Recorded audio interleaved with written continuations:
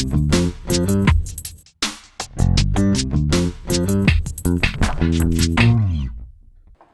I'm Stephanie Jaworski of joybaking.com. Today we're going to make date squares, that delicious combination of oatmeal and dates. And it's kind of like taking two oatmeal cookies and sandwiching them together with a date filling.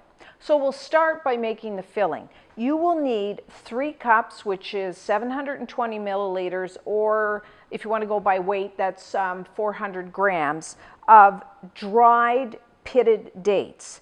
You can find them usually in the produce department of any grocery store, either in like plastic containers like this, either in a 1 pound or a 2 pound container. And if you bought them with the pits still in them, you will have to just remove that, just cut them in half and remove the pit.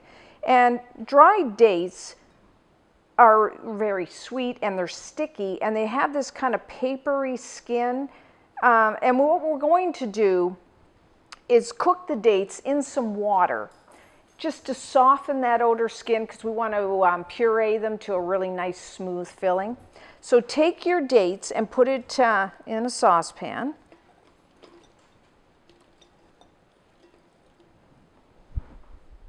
Along with 1 cup, that's 240 milliliters of water.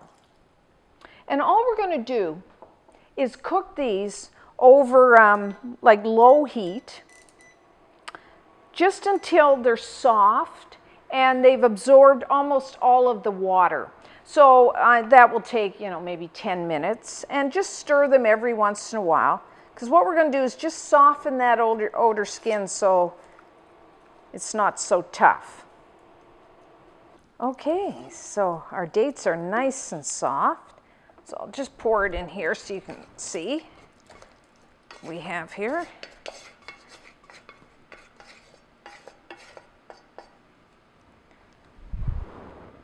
Okay, so as you can see, they're nice and soft, kind of mushy. That really softens that outer skin so that when we puree them, we'll get a nice, there's going to be a little chunks in the filling, but pretty smooth. So now what I'm going to do is just flavor the dates with 1 teaspoon of pure vanilla extract. Some people like to put like a little bit of maybe orange zest, the outer skin of the orange, or lemon if you want. But I just like a little bit of flavoring of vanilla. I think it really adds to the dates. So now what I'm going to do is just let this cool just to like room temperature, and then we're going to puree it in our food processor. So just let it cool to like room temperature. So now we'll make the oatmeal crust, but first preheat your oven to 350 degrees Fahrenheit, which is 180 degrees Celsius, and you will need a 9-inch square, that's 23 centimeter baking pan, and you can either lightly butter the whole pan inside, or you could spray it with one of those non-stick cooking sprays, and then line the bottom of the pan with either a piece of parchment paper or wax paper. That way it'll make it a lot easier to get the squares out of the pan. So we're going to start, like I said, with the oatmeal crust. It's really like an oatmeal shortbread crust because there is no egg in this recipe. And the food processor makes really quick work of doing this. You will need 2 cups, that's 480 milliliters of rolled oats. I like to use the old-fashioned rolled oats because they're a lot thicker in texture, more chewier. But if all you have in the house is the quick cooking ones, you could use that. Don't worry about it. And then you will need 1 cup, 130 grams of all-purpose flour. You may know that as plain flour. 3/4 of a cup, 160 grams of packed light brown sugar. And then a 1/2 teaspoon of baking soda and 1/4 teaspoon of salt. I like to use the kosher. And just a pinch, like 1/8 teaspoon of ground cinnamon. Some people do not like cinnamon in their oatmeal cookies. So if you don't like it, then you could just leave that out. So I'm just going to pulse just to mix all the ingredients together.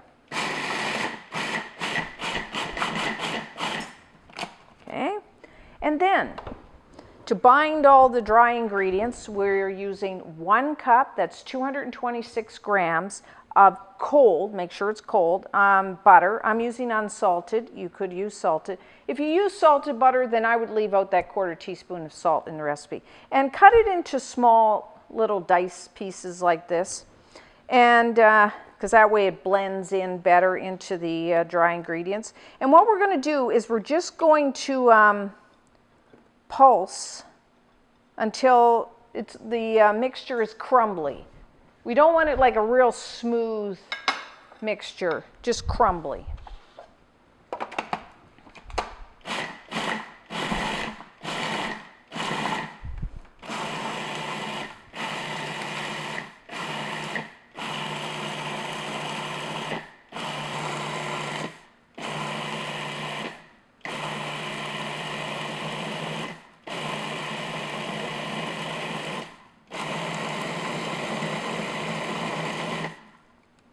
Okay, so there we go.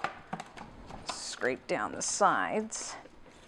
Let's make sure everything's all mixed in. I'll just give it a quick whirl there.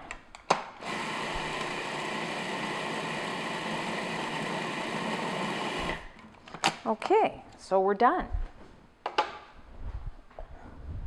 So I'm just going to transfer this. You don't have to do this if you don't want to, but just you can see what I'm doing here. And we are going to use our food processor to puree our dates next.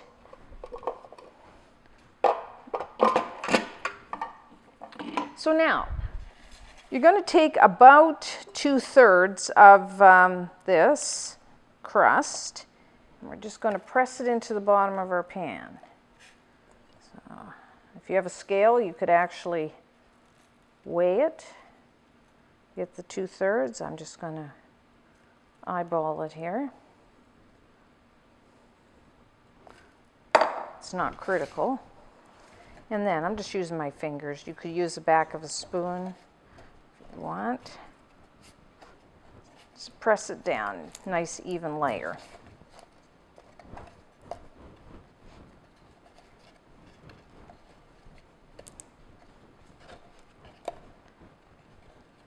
It is like a shortbread. It's nice and buttery. Now, date squares, my mom always calls them matrimonial bars. I'm not quite sure why that is. Maybe because one time, maybe they used to serve these at wedding showers or weddings, I guess.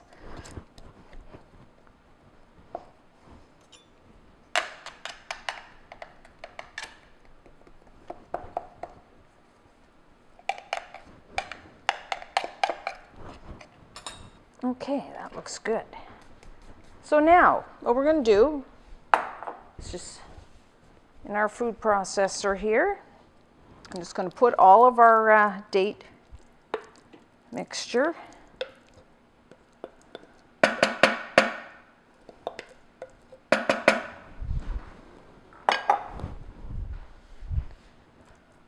And I'm just going to process it just until it's pretty smooth.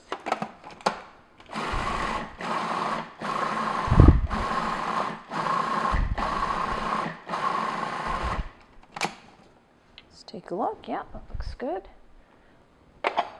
Don't worry if there's like a few lumps. That's fine. You're not going to get a perfectly smooth mixture here. And we're just going to spread that on top of our crust.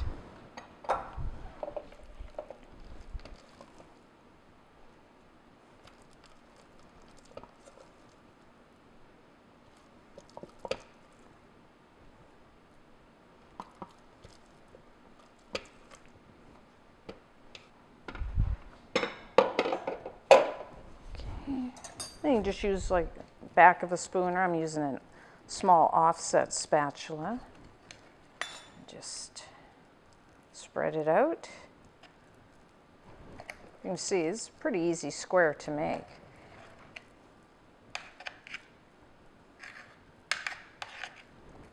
And they last a long time. They store very well. Okay. That's good. And then what we're going to do is just take the rest of our crust and we're just going to crumble it over the top.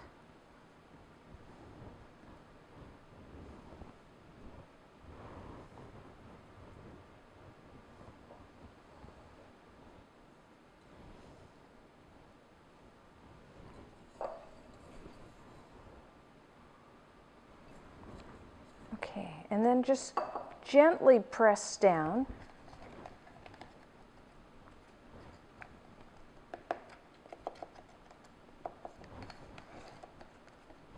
Okay, so now into the oven, somewhere depending on your oven, 30 to 40 minutes, just until they're nice and golden brown.